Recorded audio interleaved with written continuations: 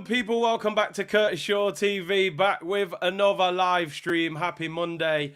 Happy start of the Euros week, which begins this week. So by Friday, we'll have daily football. We're going to be, really getting down to business now with the channel. Lots of watch-alongs, lots of transfer videos. Going to start getting the content out a lot more. It's been a little bit quiet the last couple of weeks with only a few international friendlies and stuff. And obviously the transfer window officially opens this week as well. So lots going off. Big up to everyone. I hope you all had a great weekend. And apologies we didn't get the Sesko video out. That will be out tomorrow. I was supposed to put it out on Saturday. But yeah, it will be out tomorrow. Man said, bro, got the hoodie up. Bro, anyone who's in England right now, look out the window. I don't know what's going on with summer right now, but summer ain't turned up yet, people. Summer is not here right now. I can't lie. It's actually, I think it's actually raining where I am right now. So yeah, good old British summertime, people. But hey, it is what it is. Big up Tommy Leo, who's become a new member. Big up yourself, and we will do a member stream this week as well, definitely. And I'm back on AFTV tomorrow as well. So look out for that show. We'll be discussing Arteta. So, yeah, that'll be interesting. Make sure you look out for that. It's actually, yeah, people say it's actually quite cold outside. It is. People wearing hoodies and that. It's crazy. It is crazy. But listen, big up to everyone locked in. Hope you're well. Hope you had a great weekend. I did put out some tweets over the weekend. And, spoke about the situation that happened with Saka, and I will start off today's show by just talking about it briefly. I've said quite a lot about it on Twitter, and listen, I made my feelings pretty clear. But what is the solution? Now, obviously, England, embarrassing defeat against Iceland. I mean, ridiculous. To lose to a team like that. But hey, it is a friendly at the end of the day, but it's not exactly the preparation you want. Okay, you lose to Iceland. Poor, embarrassing. But then, obviously the media, there's going to be a backlash. You shouldn't be losing to a team like that. And then 4 articles out of the English press, major press by the way, decide to use Saka as the picture for the loss. Plain awful. One of them said black ice. England's sorry send-off. These sort of headlines. Negativity. All the things like that. Major outlets. All using Saka. Why are you using Saka? Did Saka start the game? No. Did Saka miss a penalty? Did he cost us the goal? No, we were losing when he came on. He played 24 minutes of the game. Saka. Yeah, is the headline act all over the newspapers? Why? Why? Why was he the headline act? Is it Arsenal? Is it the skin colour? What's the problem? I'm genuinely... These are questions... I have to speak up. Because at the end of the day, I've got kids who play football and they're going to, when they get older, they're going to play and maybe in this country. And I'm like, this guy plays for England. And you're trying to tear the guy down. I don't understand what the problem is. The same problem they had with Raheem Sterling. Sterling bought his mum a house worth over £1 million. And they criticised him because there was gold taps in the bathroom. Oh, he's bought his mum a house with gold taps in it days after England were knocked out of the World Cup. That was what Raheem Sterling was being headlined. Imagine if he never bought his mum a house with all the millions, what they would have... He bought his mum a house. What's the problem? Unfortunately, and I know people don't like it, there is a real issue in this country where it's like, listen, they will accept you, and then when something goes wrong, they isolate themselves away and they push you away. They say, listen, man, you're not English. That's what they do in the British media, I'm afraid. It is what it is. I will not use this platform and hide away from these sort of discussions. They have to be spoken about. Because what are these guys supposed to do? They're born in England. He's born in England. He wants to play for the country of his birth, and he's being pushed away for playing 20 minutes in a game he didn't even play bad. Now, I don't want to make this about race, but Phil Foden just won Player of the Year. He didn't play well. Harry Kane's England's main player. He didn't play well. You would have thought the blame would have been aimed at players like that. But they threw Saka under the bus. Why? Easy target. Very easy. Now, the discussion point is, what should players do? And you're spot on. Benzema said that when he played for France. I can't see that comment. It's flown off. There we go. Unknown T. Benzema said, I'm French when I do well. I'm Arab when I play badly. And that's what it is in this country, I'm afraid. And it is an uncomfortable conversation, but it's something that has to be discussed. It is a form of racism, I'm afraid. It is. It is. When they do well, yeah, England, you're a great player. They're proud of you.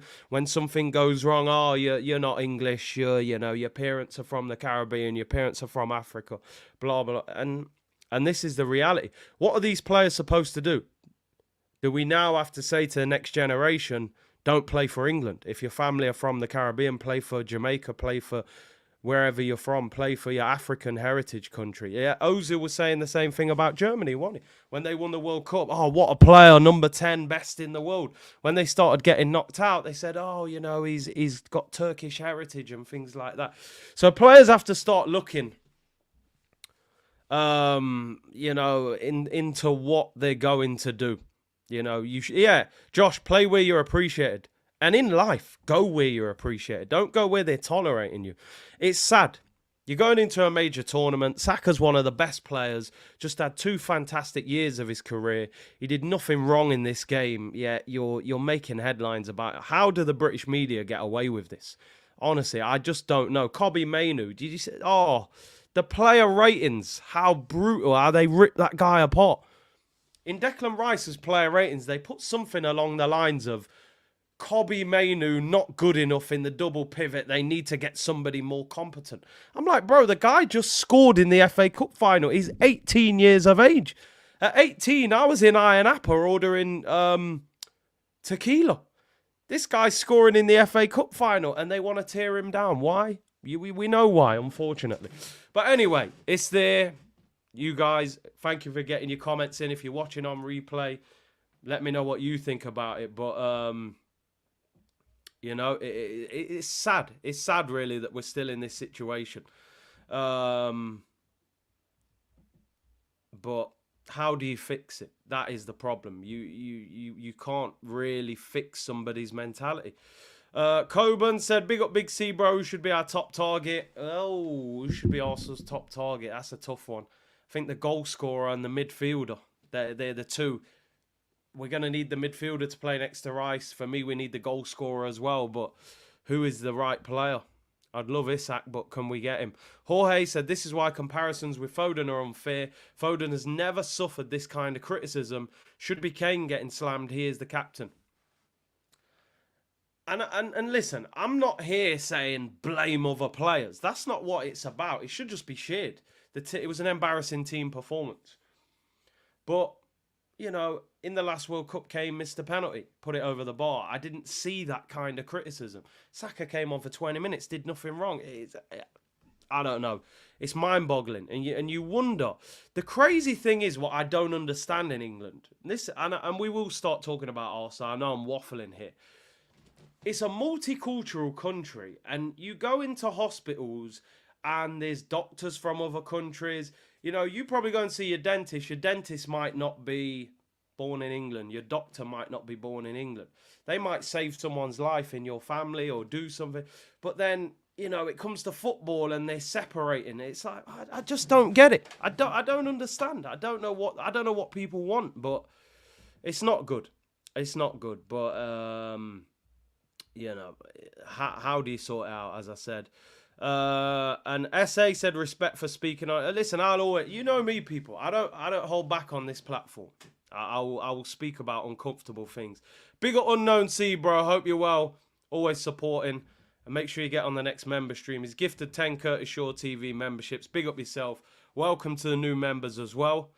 And get yourself in the member stream. We're going to do one towards the end of this week. Mr. Cool Bus Driver, England is always like this. Remember when Foden and Greenwood had that madness abroad? The media sugarcoated it. Yeah, it's a sorry state of affairs, people. You see it, but how do you solve it? That's the question.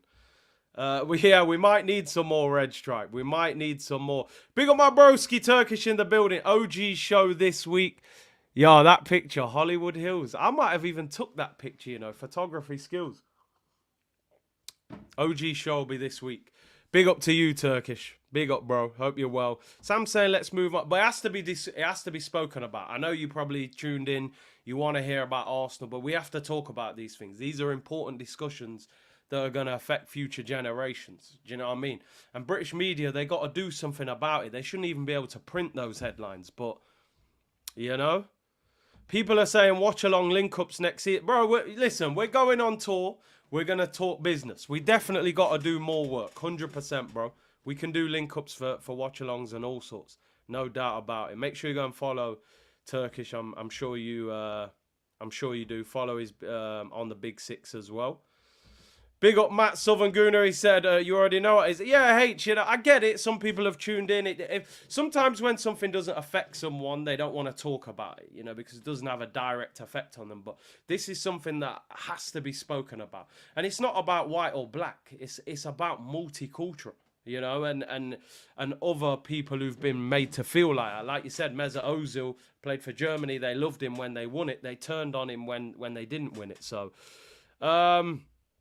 but anyway, we will move on, Sam. You'll be happy to know we are moving on now. And we'll talk Arsenal transfers and discuss one or two things and some players that we've been linked with. Now, an interesting story that came out today about Kieran Tierney. Kieran Tierney, lad. Kieran Tierney. Arsenal, apparently, and we don't know how true this is. This is in the Evening Standard. They're putting a story out today saying that Arsenal are willing to take £10 million for Kieran Tierney. £10 million. Kieran Tierney, when you speak about Kieran Tierney as an Arsenal fan, I feel like there's very much mixed emotions. Usually I'll look at a player and I'll go, okay, yeah, time to move him on, get rid of him. But I don't know. As an Arsenal fan, part of me says, number one, should we keep him? Which is crazy. But I suppose with the injuries and you've got Timber, you've got Tomiyasu, Zinchenko still there, you can't ultimately have too many left-backs. But part of me thinks, you know, Tierney's a better left-back than most of the left-backs that play for Arsenal. He's better than Zinchenko. I'd say he's better than Tomiyasu at left-back. Okay, Timber might be great there. We haven't really seen him there yet. I'm sorry, but again, and listen, I've just wrote some notes down. According to reports, Arsenal will accept as little as £10 million for Kieran Tierney this summer. Arteta has made it clear that Tierney doesn't have a future at the club. Arsenal will have to accept a reduced price for the player due to the clubs that are interested in him not being able to pay his £120,000 a week wages along with a significant transfer fee, meaning Arsenal will have to sell at a massively reduced price to clear him off the wage bill. Now, I do understand that. Arsenal don't want to have a 120 grand a week player sitting on the wage bill and, you know, he's just sitting there and the manager doesn't favour him. He obviously wants inverted left backs and so on and so forth. We know that Tierney doesn't look comfortable in that role. So I have no problem. I have no problem with the manager saying, he's not in my plans, I want to sell him. No problem. I do have a problem with the left back market is shocking right now, by the way. The left back market is shocking. Go and look through the teams, even in the Premier League at the moment. Man City don't have a genuine left-back. They're playing centre-backs there. We've played Kivior, Tomiyasu, Zinchenko. None of them are the long-term solution. You look at Liverpool, Robertson's being linked with a move away. Man United have hardly had a left-back this year. They're playing right-backs there because Luke Shaw's always injured. Chelsea are playing Cucurella. Chilwell's always injured. How is there not a market for Arsenal to get half decent money for Kieran Tierney? I know he's had injury problems. I get that. You're not going to get loads of money for him. But surely you can get more than £10 million for Kieran Tierney. Somebody just said there, they're talking about 30, 40 million for him. I don't know. Listen, the wages make it difficult. He's had a couple of bad loan. Well, he's had a bad loan as well. I think you should be getting 20 million for him. I really do. But what do you guys think? Let me know in the comments. How much is Kieran Tierney worth? Now, we obviously have to bear in mind injuries, lack of form. It's going to reduce the value of the player. We paid 25 million for him. So ultimately, the wages won't go up too much. The value of the player, won't go up too much. 10 million? This player's in the Championship going for more than 10 million. I'm sorry, he's not worth 10 million pounds. Even with injuries, I expect 20 million pounds back for him. But I don't know. I don't know. And somebody just said there it's a myth that he's always injured. Right? Let's do a fact check. Let's do a fact check here, right? Zinchenko, Arsenal, 27 games this season and 27 last season. So he missed 11 both seasons. This will be tough with Tierney because some of these games he's been on the bench at Sociedad. So he's played 20 games this season. That's appearances. So let me just check here. How many times has he been an unused sub on the bench? Can we get a detailed? Because I want to fact check this. Because is it a myth that Tierney's injured all the time and doesn't play? Right, 27 appearances. There you go. So there we go. Let's debuckle that myth. Kieran Tierney at Sociedad this year, 27 appearances. Zinchenko, 27. There you go. On the bench for a few games. He played 27 in all competition. Also, 2, 3, 4, 5, 6, 7. 7 games on the bench as well. So it's a myth. It's a myth. He hasn't been that injury prone this season. 27 and then another 7. 34. 34 times he's been in the matchday squad this season for Sociedad. 20 of those games he made starts. So it's a myth. He's actually been involved in the matchday squad more times than Zinchenko this season. So this whole thing that he's constantly injury prone, it's overhyped. He's been involved in more matchday squads than Zinchenko this season. Last season at Arsenal, when Zinchenko was ahead of him, 27 appearances in the league. So there you go. He's made more matchday squads in the last 2 seasons than Zinchenko has. Yet we're running around saying, "Oh, Tierney's massively injury prone. He's never available." He's been involved more than Zinchenko. So for me, I'm sorry, and I don't know if I would rather Arsenal sold Zinchenko and kept Kieran Tierney. I genuinely would. I'd rather get rid of Zinchenko. Zinchenko is a worse defender than Kieran Tierney. It's as simple as that. Tierney is good on the ball. He's a good defender. He's got a fantastic cross. Yeah, he can't invert. So what? Play him as a normal left back. Why do we have to invert from the left all the time? Because Man City invert from the left. Do our own thing. Invert from the right. Invert from the right. Get Ben White to drop in central and play Tierney as a conventional left back. What's the point getting 10 million for Tierney and keeping Zinchenko who can't defend? Sell Zinchenko for 30 million. Keep Tierney and maybe you start Timber at left back. Timber, Ben White, Gabriel. I don't know. Maybe it sounds too simplistic. The reality is, and you're right, Arteta didn't sign Tierney. He signed Zinchenko. So ultimately, as a manager, they're very stubborn. They want to prove themselves right. He's going to have more support for Zinchenko, a player that he worked with at Manchester City, rather than Kieran Tierney. He never signed Tierney. It was an Emery signing. He's got no loyalty towards him. He's going to get rid of him. But to sell him for 10 million just seems too low. I feel like we should be getting 20 million for him or something better than that. But he's on his way. The reality is I can say all that. He's going to go. And let's see what sort of level he ends up at. Apparently Celtic want him back.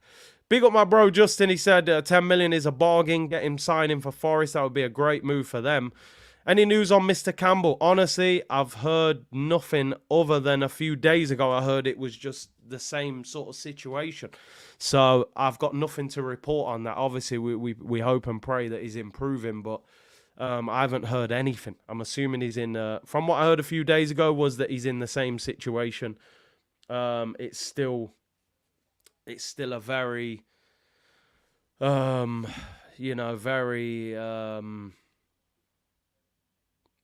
serious situation, is all I can say, to be honest. Clement said Zinchenko should be sold this summer, should be keeping Tierney as backup. Arteta is about inverting wing-backs and doesn't rate him. He wants him to invert. He doesn't do it well. He's not interested, is he? Unfortunately. 10 million, you can flip him like some goods. Hey, calm down with that one, bro. Says Konya. Gerhard says Tierney is average. Remember him tripping over. That was a bad clip of him falling over. That's the norm with Arsenal, Big C, selling good players for cheap yet paying a lot for players. Yeah, we've been doing it for a long time, haven't we? We buy high and sell low. It's sad, really. 10 million or terminate his contract, I take the 10. And I hear you on that. If that's the two options, then yeah, we're going to have to. Listen, the reality of the situation is he's on a big wage. The loan didn't work. It wasn't a success where, Sociedad don't want to sign him. And the manager has no loyalty to him. He wants the left back to invert. He doesn't invert well, so he's going to sell him. It's a shame, really. Twice said, Kieran Tierney in La Liga, squad for 24, starting 11, 14, substituted in 6, on the bench for 4. There you go. So that's what, squad 24, substituted in 6, and then a few in the cups as well. So yeah, there you go. He's playing as much as Zinchenko or more. Don said, Curtis, why do we overhype our players? Tierney is average. Don, listen, I don't want to sit here and sound like I'm some sort of massive Tierney fan. It's not like he was unbelievable at Arsenal. He wasn't. He was decent, but he was injury prone. What I'm saying to you is, let me just give you two things in defence of him. Number one, he played in an Arsenal back four that had players like Socrates and David Luiz, right? Where we were getting pumped and finishing 8th, right? So he played in a very, very average back four, first of all. Second of all, our number one fullback last season was Zinchenko. He played more games at left back than any other Arsenal player. Tierney is a better left back than Zinchenko. He's a better left back than Kivior, and he's a better left back than Tomiyasu. So whilst I get your point, okay, maybe he's not an amazing player, he's better than the 3 left backs we played last season, and he never played in a back four as good as this. Imagine you put him next to Saliba, Gabriel, and Ben White. So, I think he would look a lot better in this team. Zinchenko is a very, very poor defender. But listen, he'll be on his bike anyway. It'll be interesting where he goes. Christian, thank you for the super chat. I always thought Tierney would end up a great captain, but I'd keep him and sell the crime merchant. I would have no problem with that. And also, I think you'd get more money currently for Zinchenko than you would for Tierney. Tierney's stock is very low. Zinchenko played 27 times for Arsenal. He's in the Ukraine squad. He's going to the Euros. I think you could scrape a decent move together for Zinchenko at the moment. Especially a club might want to sign him and play him in midfield. And Yowandeo said, watch the Vieira overlap episode. When asked what was missing to win the Champions League or back-to-back Prems, he said they were missing a ruthless player similar to now. Go and watch that. I watched all of that this morning. It was fantastic. Go and watch the overlap. Patrick Vieira, hour and 20 interview with Wrighty, Roy Keane, Carragher, Gary Neville. Spoke very openly about his time at Arsenal. And one of the things that he said that, Wenger at times was a little bit too nice. He said you could have a few bad games for Arsenal and Wenger would continue to pick you. He spoke about when he went to Inter Milan and Mourinho, and he said one bad game, you was in trouble. And that ruthless edge that Wenger lacked at times. He said, how could we be invincible where we're clearly the best team in the country? Wenger never won back-to-back Premier Leagues. Wenger only got to one Champions League final, never won a Champions League. So, yeah, it's a shame. I always said, Wenger is an icon of Arsenal, but I do think he's slightly underachieved. I think we should have won a Champions League. We should have won multiple Premier Leagues, and some of them should have been back-to-back as well. Sam said Tierney can't invert is a myth. I thought he did well in pre-season against Barca. In that Barcelona game, he had a really good game. He would have needed some time, but they didn't give him time. to figure it out. The market's not paying 20 million for Tierney. I like Tierney and prefer him to Zinni, but look at the market right now. You see why you're not getting 20. Fair enough. My argument is, should we keep him and then sell Zinchenko, who you would probably get 20 million plus for him? Gus said, I don't get notifications when you're on YouTube. Come on, sort it out. Make sure you click the notification bell and click all. Wenger, so overrated. I think first 10 years, iconic. Last 10 years, no, not good enough. And that's sad, really. We missed that ruthless edge. Hopefully we can add that. I think we've got better. I think Gabriel and them guys bring a little bit. Declan Rice. I'd still like to see one or two more. Or a bit nasty, a little bit. McLovin said Pep had to sign a striker to get over the line in Europe. And look who he signed. He signed the very best that money could buy that summer. And he had to know. He won the Premier League with that false 9, but he even had to admit, I've got to get that goal scorer. And that's what Arsenal, for me, will need this summer. Let's talk transfers. Potential transfers coming into the Arsenal. That guy, Benjamin Sesko. Is this going to be the guy to get us over the finish line? Look out for the video I am dropping tomorrow. Finally, it will be out. All you need to know about Sesko, the pros and cons, why we want him, why I'm not so sure about him. It's a bit more in depth. Obviously, as a former striker myself, I give you my opinions of what I've seen in his game and what he needs to improve on. His agent, Arsenal believe that they're favourites to sign Sesko at present, with the player's agent indicating they wish to make a decision before the start of the Euros, which starts this Friday. A contract extension at Leipzig has also not been ruled out, with that being very possible. See, the thing is, does he feel like he's ready to make that move? If he signs a new contract at Leipzig, you think, well, maybe he didn't feel ready for that move himself. My question also is, what do Arsenal do if they don't get him? They seem to have made this guy the number one. Benjamin Sesko, as I was calling him, because I'm not quite convinced with him. But, if we do get him, let's hope he is the man.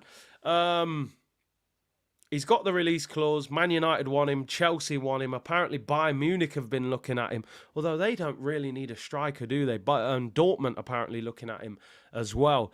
They expect him to make a decision this week. Let's see what happens. I have to say, I hope for Arsenal's sake they get him, because it would look a little bit embarrassing, I think, if he was to sign a new contract at Leipzig or go somewhere else with the situation that we're in. We finished second back-to-back times in the Prem.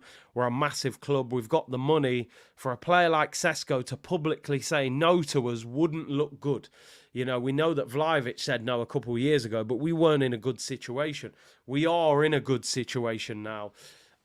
I've said it before. You'll hear it in the video tomorrow. I tried to be a bit more balanced in that video. I'm not convinced by him, right? I'm not sure this guy wins us the Premier League. I'm not sure he makes the difference in winning us the Premier League next season. Now, there are situations where players have come to the Premier League, they haven't been fully proven, and they've just gone crazy and bagged a whole heap of goals. Who's to say he doesn't come to Arsenal, score 25 league goals? I'm not so sure he's the answer. I'm not hugely excited by the signing. If he comes to Arsenal, I'll support him, but I don't know. What do you guys think? Latte said, please stay at Leipzig. He's not convinced by him. Prime Henri said, I'm not having that. Wenger changed the game, period. We underachieved the last 10 years because of the madness that was going on at boardroom level. Go educate yourselves. He's not happy. No, but listen, I understand what you're saying, but I also look at the first 10 years as well. I look at the first 10 years. You arguably at one stage had the best team in Europe. The football we played, the dominance, to win a league title unbeaten.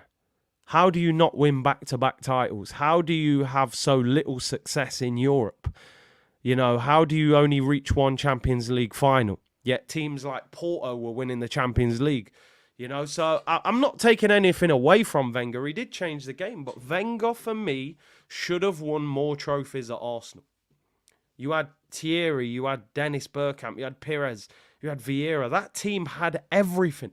There was no weakness in that team. We should have won a Champions League in that era. I have no doubt about it. But yeah, Sesko. We'll see what happens. He'll make a public announcement by the sound of it this week. And we'll see. The best team doesn't always win the Champions League. You're right. But the team we had was unbelievable. Wenger was too nice, says Rory. Carol said, why didn't we win it between 02 and 04? Yeah, we had a few opportunities where we should have done better. Justin said, here's a question. Would you rather have a young striker with potential or someone who's experienced in his 30s? I mean, listen. In his 30s can be a problem because what striker in his 30s comes to Arsenal now and wins us the league? Arsenal... okay, let me break it down. The situation you've got, we have an ownership model that is very much about trying to be successful but trying to make profit. That's the reality of the situation.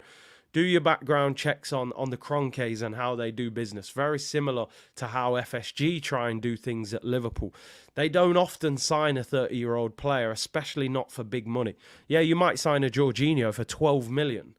But, like when Kane was available, Kane would have been unbelievable at Arsenal. I would have taken Kane at Arsenal for £100 million. Now, we know Daniel Levy wouldn't have sold him to Arsenal, but Arsenal are not going to spend big money on a 30-plus-year-old player. So my thing is, can you get somebody who's just proven, who's ready to go right now? Ideally, you want them to be earlier in their 20s because you want longevity in it as well. I just think Sesko is very unproven, still very raw around the edges. The problem you've got, if Sesko stays at Leipzig, scores 20 to 30 goals next season, he costs you 80, 90 million. He costs you 80, 90 million because the market's on the floor right now when it comes to strikers. There's a handful of good strikers available. So Sesko stays at Leipzig, scores 23 goals next year in the league. You're paying 80 to 90 million for him. And they'll say, well, you could have bought him last year for 50 million. Why didn't you buy him? And that's the problem that we've got now. The ready-made answer in terms of striker is very difficult for Arsenal to get. Kylian Mbappe's just left on a free transfer. We couldn't get anywhere near that deal, right? Unfortunately. I wish we could, and maybe we should be, but we couldn't get anywhere near that deal. He's the best striker that's going to move this summer. When Haaland was available, City got him for 65 million? We weren't even in the race for that deal. Why? Because at the time we were finishing outside of the top 4. His dad got some sort of £20 million signing on fee. We didn't get anywhere near it. So when the best strikers are becoming available, we can't get them, unfortunately. Is it the ownership? Is it because we're not winning enough? I don't know.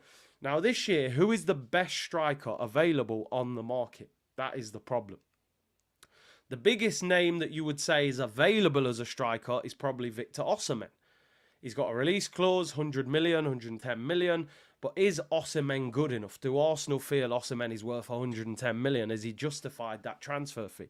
Isak is the one that probably 95% of the Arsenal fans are saying, go and get Isak. The problem is you're going to have to pay maybe 120 million to get him. And are Arsenal going to lay that kind of money down this season? It doesn't feel like they're going to. I think we're going to have a cheaper window than last year. I don't think we'll spend as much as we spent last year. People have to remember, we've got to pay £27 million for David Raya before we even go and get another player. The option to buy him was 30 million. We've paid 3 million of the loan fee. We've got to pay 27 million to get David Raya through the door before we even look at anybody else. So we're already on minus 27 million. So we've got to sell. We've got to make 100 million in player sales, in my opinion. That's got to be your Ramsdales, your Reece Nelsons, your Nketiahs, your Patinos, your Lokongas, your Tavares, your Tierneys. But you've got to get value for them. If you're getting 10 million for Tierney, what are you going to get for Nelson and Nketiah and these guys? So we've got to try and make some money. Hijack Julian Alvarez. Alvarez a good striker. Good striker, but would Pep sell him to us? I don't think he would. Now, a lot of you have spoken about him. And he's had a very good season. He's had a very, very good season, and I have watched him a few times. I'm not one of these guys who sits here and goes, "Oh, I've watched Sesko so many times." Now, I'll be real. I don't watch Bundesliga that often. I've watched Dovbyk a few times this season because it's fascinating seeing Girona's journey, and obviously Man City own them and things like that. And every time I've watched Girona, this guy is bagging goals. 26 years of age. He's got a release clause, I think, of around £38 million. Ukraine international. I'm very surprised that clubs aren't looking at this guy because at least he's done it in La Liga. 36 games this season, 24 goals, 8 assists. You know what I mean? He's 6'1". I'm really surprised that clubs aren't looking at him with that release clause as well. I mean, listen, again, I haven't seen him loads of times, but he does score goals. Salma said he's going to Milan to replace Giroud. Latoro is a hybrid of Alexis and Aguero. Latoro Martinez, I don't know what it is. I could be totally off the boil with this guy. I don't want him anywhere near Arsenal. I think he's so overrated. Don't get me wrong, you watch him in Serie A, he bags goals, but you watch him in the Champions League, you watch him for Argentina, I do not want that guy at Arsenal. Also, I've always said about Latoro, a lot of his best is in a front two. Playing next to Lukaku, playing next to Dzeko, playing next to Marcus Thuram. He doesn't lead the line well by himself. I wouldn't go anywhere near him. Yeah, Latoro. But Dovbyk, yeah. He's been impressive. He's been impressive. Isak is a clout signing. First it was Osimhen, then Tony. Now Isak. By Christmas it will be a new name. It's crazy how Ivan Toney's just disappeared off the radar. Football is so fickle nowadays, and I'm probably guilty of it at times as well. January window, everybody was saying Arsenal need to sign Ivan Toney. He's come back from his ban. He's scored a few goals. He's made for Arsenal. He did his interview saying, I would love to play for Arsenal. Every Arsenal fan wanted Ivan Toney. He's had a quiet 6 months. I think he scored 4 or 5 goals. Brentford stayed up, but he certainly wasn't at his best.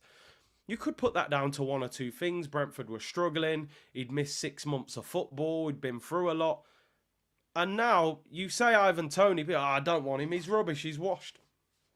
I'm going to keep it 100. I would still take Ivan Toney at Arsenal.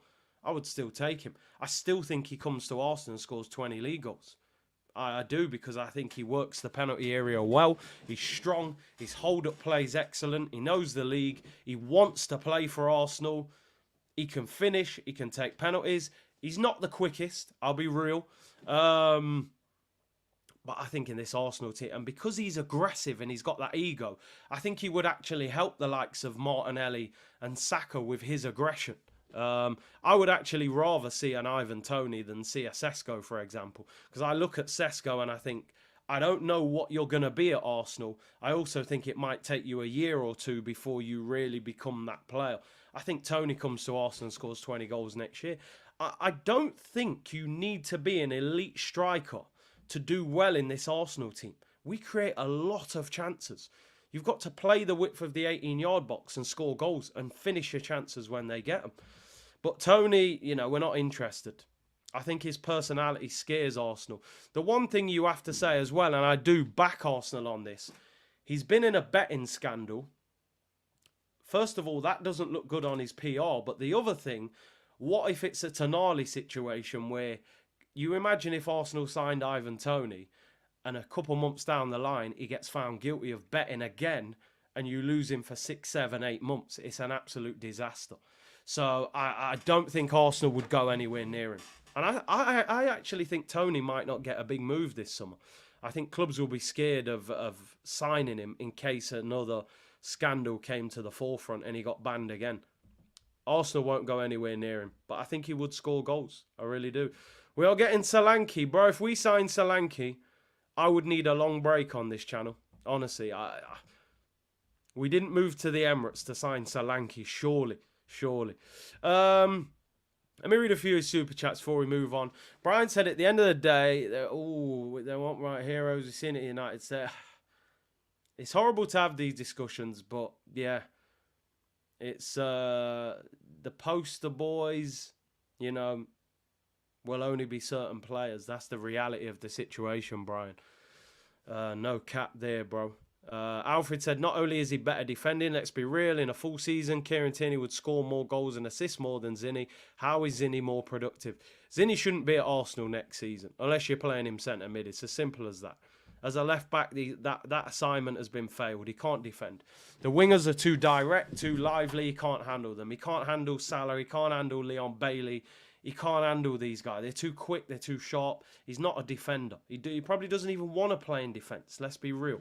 Who really, if you're an attacking player, you don't want to be a defender. Zinchenko probably doesn't even want to play left back. So that experiment has failed. Da Vinci, big up member for 6 months. Big up Curtis and C Unit. Have you seen we're linked to Solanke for £65 million on Sky Sports? Don't worry, my friend. We are about to discuss that. We're being linked with a couple of other strikers. I think now Arsenal, because Sesko isn't guaranteed to be joining us, they're now looking around the market of other players. So I hope they're not panicking. Jorge said Watkins or Osimhen. I'd rather sign Osimhen. I'm not a big fan of Watkins. I don't think Osimhen's worth 100 million, but I'd rather take him than Watkins. Watkins would cost 100 million as well. Anyway, he's got a 4-year deal. I don't think we'll sign any of those two, though. And Matt Southern-Guna, we are still looking around for Europa League players. We're supposed to get top draw when we got back to the Champions League. I'll say it again. Edu needs looking at this summer. I mean, listen. I met Edu in the summer. A lot of you would have seen the picture. I showed it. I spoke to him. Cool guy. And I actually said to him at the time, bro, as a player, I had a lot of respect for you because I thought you was a very good player at Arsenal. But, and I was questioning him at the time about Havertz. As much as I put a lot of heat onto Mikel Arteta, because he's the manager ultimately, I still believe Edu has a lot of question marks after his name. Is he good enough at his job? Because if you sell players for higher value, it gives you then more scope to go and buy better players, because you go, wow, we've just made 100 million. How have Chelsea spent £1 billion in the last 3 years? Because go and look at their player sales. They are elite at selling players. They get value for money for all of their players. They sold Koulibaly for 17 million. They sold Loftus-Cheek for 25 million. Havertz to us for 65 million. Mason Mount for 55 million. They made so much money on the players that they sold. We can't give players away. We're paying players to leave and celebrating. You know what I mean? Saudi, right? Let's be honest, right? The Saudis are buying some of the players that the Saudis have bought. A top drawer, of course. You've bought your Neymars, your Ronaldos. But they've bought some washed up players who are simply big names, right?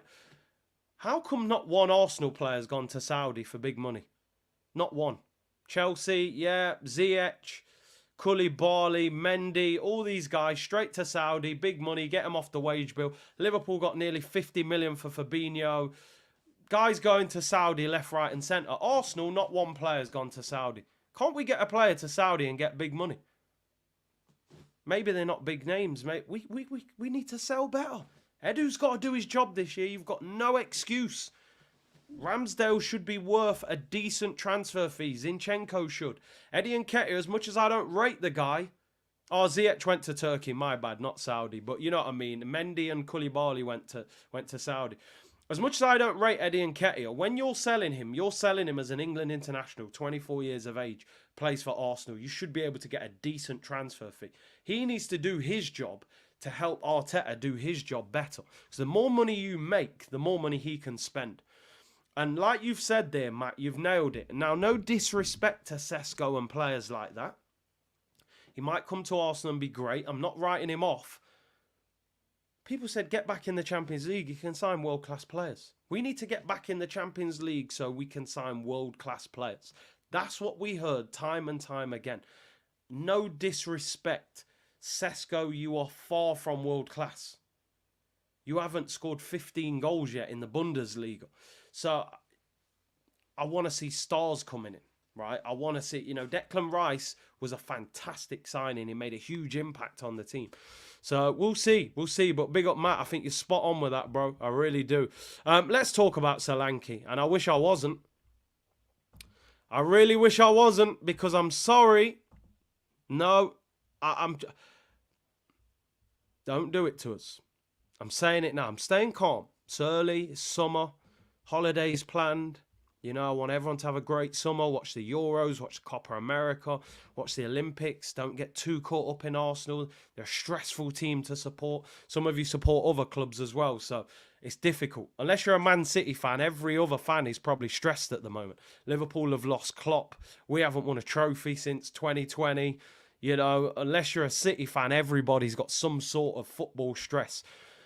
I'm saying it calmly. Bad Boys has just come out of the cinemas. I haven't watched it yet. Ooh, sir. Breathe in through the nose out. Listen, Solanke, respectfully, bro, you've had a good season at Bournemouth, right? I respect you, bro. I can't knock the hustle. I'm glad you're doing well at Bournemouth. However, Newcastle, Brighton, West Ham, go and sign him. Tottenham. There you go. There's an answer for you. 18 goals last year, English, in his early 20s. Enjoy yourself. Mikel Antonio, West Ham, they're talking about getting rid of him.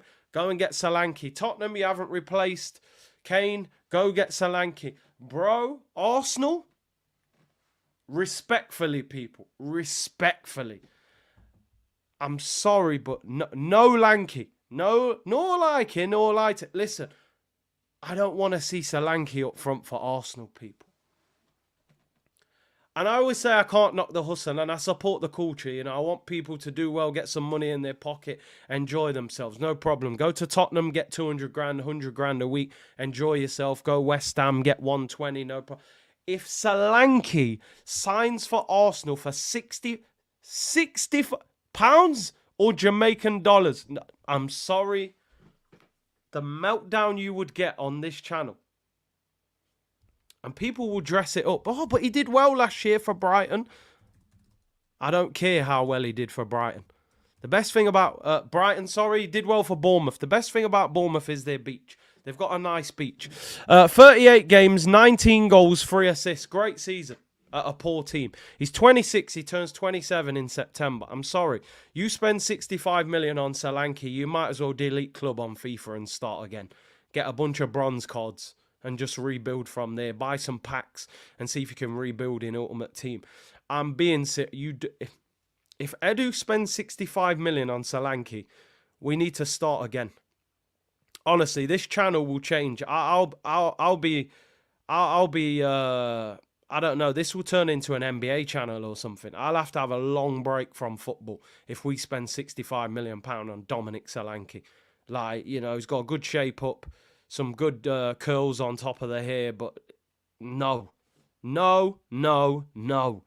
Don't think about buying him. Don't talk to him. Don't talk to his agent. Don't bid for him. Don't go anywhere near him. Let him go to West Ham, Newcastle, Brighton, Tottenham. We're in the Champions League. We're meant to be competing with City and Real Madrid. I need to go full screen.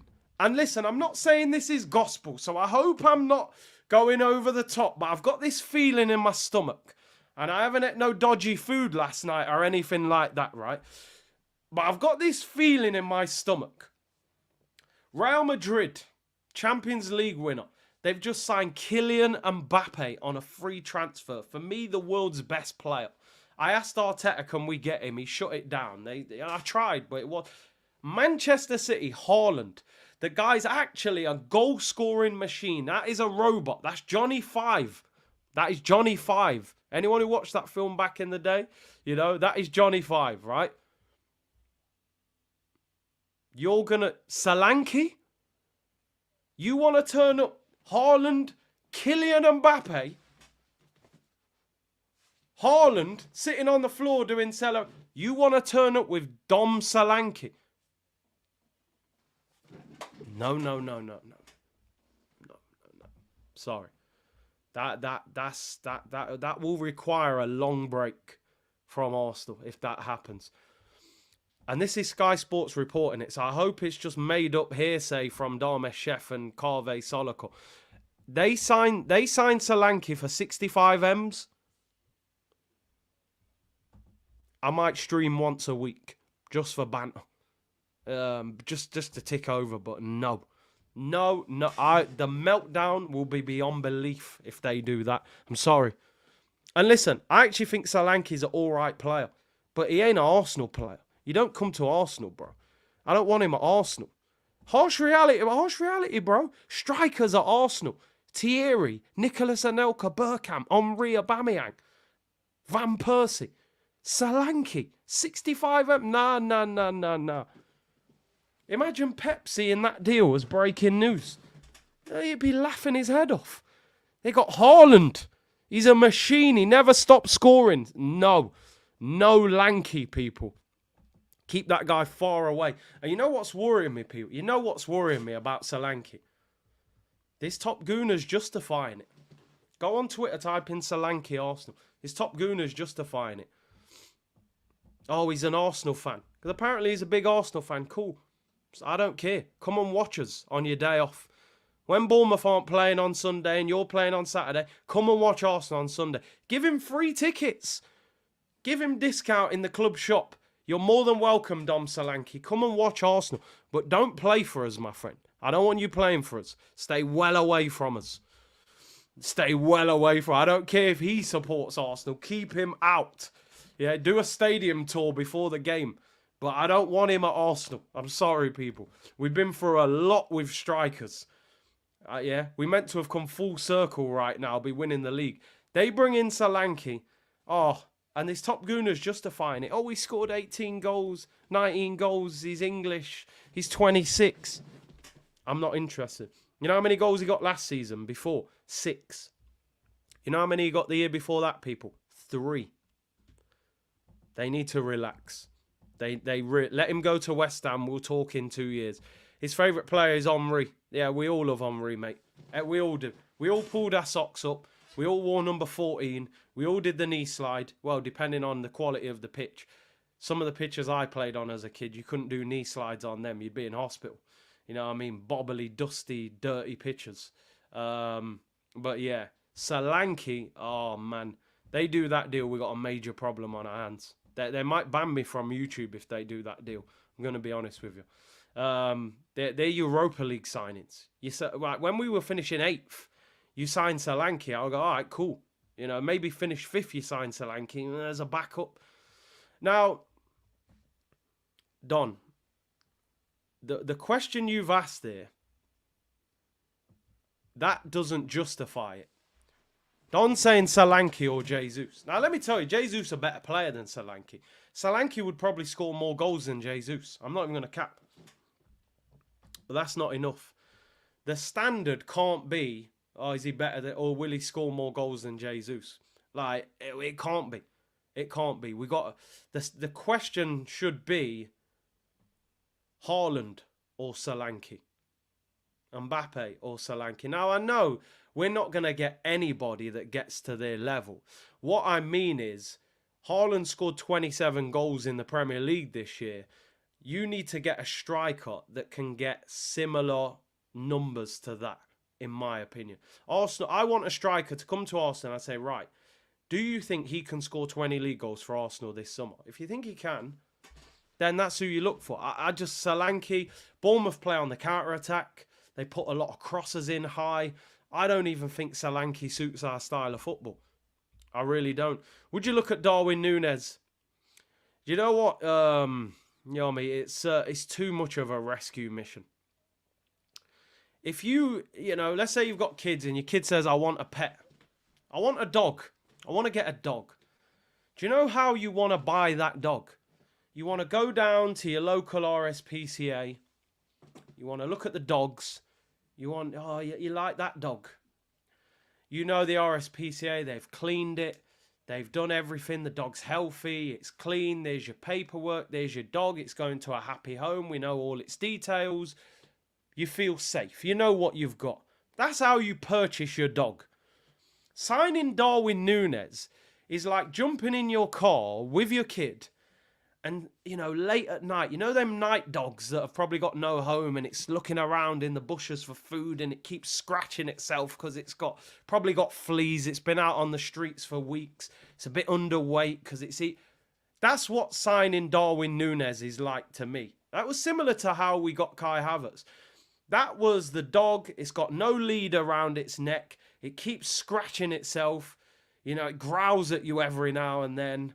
And you don't know how old it is. It's a mixed breed. That's a risky dog to buy. That dog might bite you when when it moves in with you. Darwin Núñez could very much bite you. And you might catch fleas off that dog as well. So, yeah, bush dog. Bush dog, they call him, innit? Yeah, bush dog. Darwin Núñez, not for me, man. That's a stray dog. I don't know what's going on with that dog. It might have rabies. It might have fleas. It might bite you. Like, I don't know what that dog is. You know what I mean? Yeah. To be fair, it could be better than win the dog still. But, yeah. That's a risky dog to buy, man. That dog might bite you in your sleep. Darwin Núñez, So, nah, not for me. Listen, if Darwin Núñez could score, he'd be one of the best strikers in Europe. There's no doubt about it. He's got all the tools, Darwin. He's quick, he's strong, he's aggressive, he's passionate. He gets in great goal-scoring positions. He can't finish his dinner. So, if it ever does click, honestly, Darwin will be one hell of a striker. Honestly. If Darwin could score, he would be one of the best strikers in world football. Because he's so unique in his profile. 6 foot plus, quick. He's got a lot to his game, but he can't finish. He can't finish, and Haaland can finish. So, yeah, man, these dogs, man. Boy, you have to be careful around them dogs, man. I'm telling you, we don't want Darwin. Let them try and rescue Darwin. I'll give you another striker, Xerxes. I mean, again, I'm not going to pretend that I've sat here and watched Bologna play 15 times this year in Serie A. I don't. I do watch some Serie A football, actually, because growing up, man, I loved Italian football. I think most people did. And they show it on TNT Sports at the weekend. I only really watch the top teams. I've seen him play once or twice, but I didn't really pay much attention to him. I've done some YouTube scouting, what we all do. Soul glow businessman, just let your soul glow. Just let it shine through, baby. I'm not going to hit the high note, man. I'm not. I was going to try them, but no. Joshua Xerxes. Some of you may know more than me about him, so I'm leaning on the community right now. I'm not one of these who pretends, I've watched him 20 times. No, I haven't. Sideshow Bob angle. It's crazy. The newspaper just showed a picture of his Afro Jericho. Randy Watson. Sexual chocolate. If you watch Coming to America, you're with me right now. Arsenal and Manchester United remain interested in Bologna striker Joshua Xerxes. Both clubs are understood to be closely monitoring developments amid strong interest from AC Milan. He has a 34 million release clause. Again, for me, he's a bit unproven. Anyone in the chat, if you've watched more of him, I know he's a Dutch international. Let me know. Give me a bit of insight. 34 goals this year. No, 34 games. 11 goals, 4 assists. I mean, they've had an unbelievable season, Bologna. So I would like to think maybe he's more than goals. They finished 5th in the league, which is unbelievable for them. They finished above teams like, Napoli, Lazio, Roma. But his numbers are not particularly exciting. 11 goals. Got 2 goals last year. I mean, again, I'm not running to pay the release clause. I don't know. I really don't know. I actually don't know enough about him. I watched the highlights. Some of his goals look good. He looks like he's got a good touch. He's massive as well, 6'4", but it feels like a Europa League level signing. I don't know. I do not know with this one.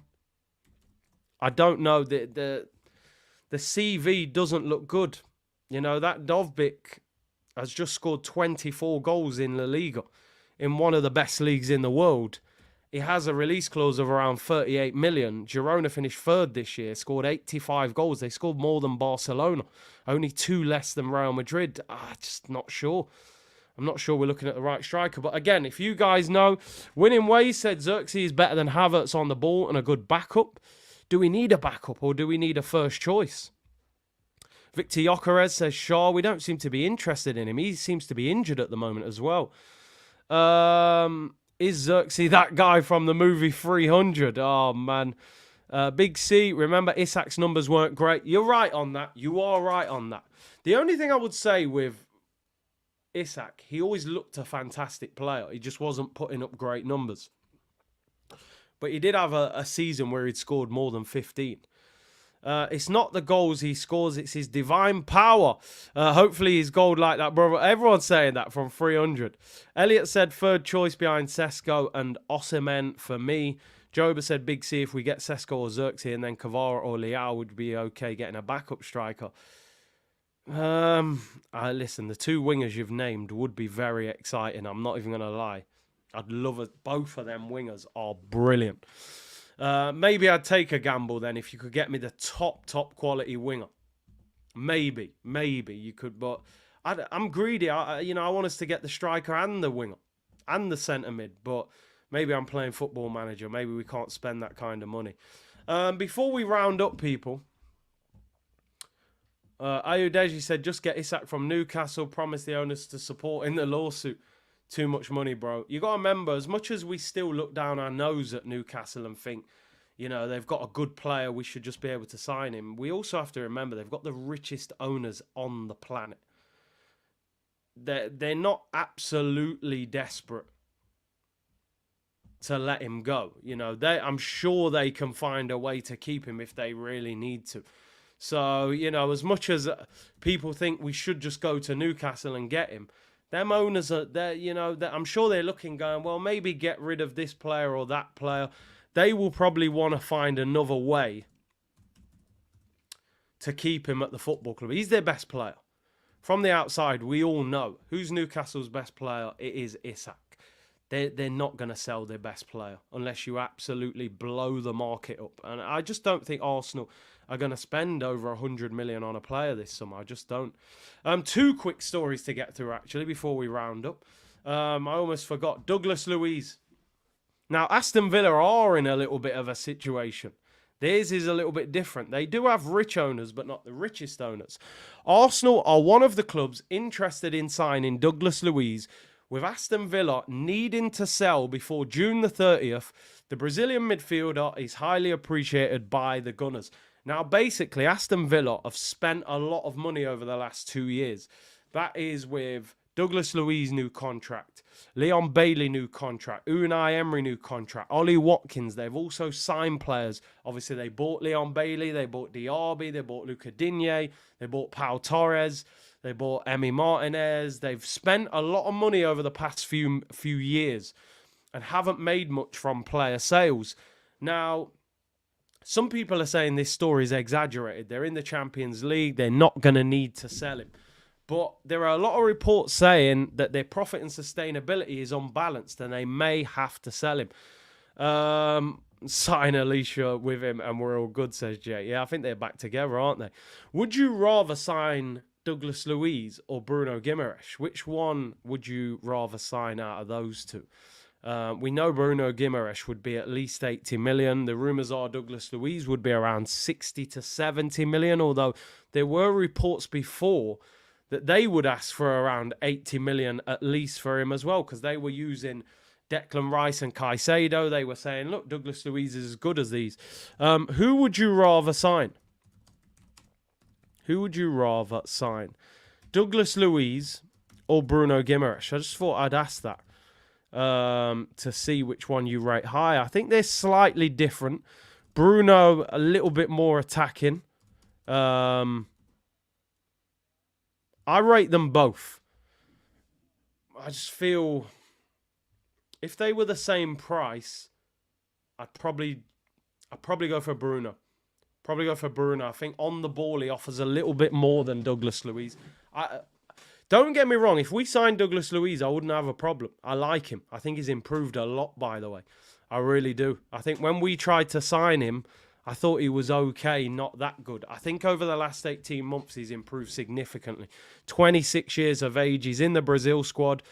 You look at his last 5 seasons. 36 games, 33, 34, 37, 35. Hardly misses any games through injury. 9 goals, 5 assists this season. Brilliant at set pieces. Knows Arteta from when he was at Manchester City. He was in there, obviously didn't make it into the first team. I think he's a very good player. I think he's a good player. Improved a lot. But Bruno Guimaraes is just... Guimaraes? I just think he's got that little bit extra spark about him. Again, 32 games last year, 37 this year, so he doesn't miss many. 7 goals, 8 assists, 15 goal contributions, 9 yellow cards as well. We saw in the game at St. James's, very feisty. Douglas Luiz got 12 yellow cards this year, so both aggressive. I'll be honest, I'd take both of them. I'd take either one, but I'd just maybe go with Bruno. I think he's got a bit more attacking quality about him, but I would actually not have a major problem with either one of them. Is Douglas Luiz homegrown? That's interesting, actually. I don't know what age he and how long he was at Manchester City. That would be a good point. Left Vasco in 2017, was involved at Manchester City. Looks like he didn't play enough. He was only there for 2.5 years. I believe you have to be there for longer than that. So yeah, I don't think although he was young at the time, so maybe it is only 2 years. That's a good point. Maybe he is actually, because of the age he was. That's interesting. Douglas Luiz, I'll leave that vote there for a few minutes. Let me know what you think, but most of you in the comments saying Bruno.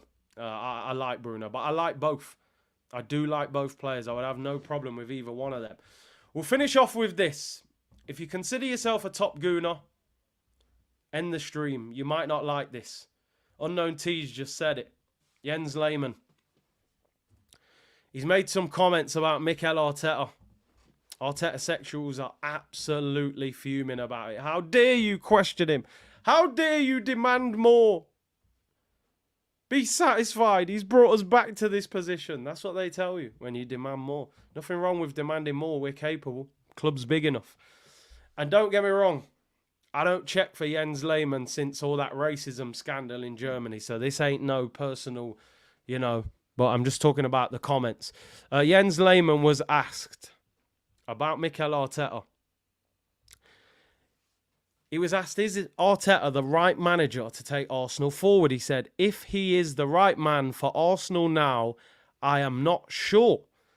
The reason he said he's not sure, he said, because you need to prove it. We could have won the league twice. Listen, for me, I don't think he's lying there. I don't think he's lying. If you're great, you've got to prove it. Again, anybody who hasn't watched Vieira's interview on the overlap, go and watch it. It's absolutely brilliant, especially if you're an Arsenal fan. But even if you're not, he talks about Wenger and he talks about Mourinho. And he's talking about the demand for success. You've got to win trophies. You've got to, and that is what Arteta has to do now. The mentality has to change from we did well, we competed, Man City are unbeatable, to find a way. If you can't win the Prem, win the FA Cup, win the Carabao Cup, do something in Europe. It's time to deliver now for Arteta. Whether you've criticised him or you've been a massive fan of him, he's going into his 6th season at the club. He's had time, he's had patience, he's got the structure behind him, he's got his own players. He has got to win trophies this season to continue in the job beyond next season, in my opinion. We're one of the biggest clubs in the world. This ain't an apprenticeship. I believe he's had his time to develop. I don't even look at him as a new manager anymore. 6 seasons at a big club. You got to deliver us something this year if you're that guy. People say he's a great manager. A great manager should now be winning trophies. But the Arteta sexuals hated that. Sam has said, why does the Premier League slogan say no to racism? Looking at what they're doing to Saka and Mainu over a friendly, it's sickness. I mean, to be fair, the That was coming from the press, not directly from the Premier League. But yeah, it is a bit hypocritical. Fitz said Arteta sexuals will accept any duff players and the Cronkays know it. Big up Fitz, bro. Hope you're well. Thermal said, imagine Solanke 14. That's no. We can't imagine that. He can wear 14 at Tottenham or West Ham. Gunnar Roller said, either get Osimhen at 70 or 80 million or go to St James's Park and submit a British transfer record plus Ramsdale. Don't come back without Isak. We go again. In reality, you've got to look, ain't you, and think, okay, would it actually be, even though I've sort of contradicted myself here, would it actually be worth just blowing up the market for Isak? Like, I know I've just said they've got rich owners, they don't need to sell him, but if they don't get rid of Bruno Guimaraes and they do have some financial problems, and you turn up with 100 or 100... Listen, they want Ramsdale, so why couldn't we go to Newcastle and say, yo, we'll give you 80 million plus Ramsdale? They need a goalkeeper. They do need money. If they do get in a situation where Bruno hasn't been sold and it gets around June 30th, could you not say, you know, there's 30 million? Although people saying there, Rennet saying Newcastle have agreed personal terms with James Trafford. Well, there you go. Forget everything I've just said then. They ain't going to take Ramsdale. But you know what I'm saying? The mentality sometimes has to be. When Liverpool wanted Van Dijk, they paid £75 million for a centre-back from Southampton. It was deemed an outrageous amount of money for a centre-back from a struggling team. He ended up being the best centre-back in world football over the years. So sometimes, you know, if that's what you want, because the risk is you could buy Sesko for 60 million and a year later he's not good enough, or 2 years later.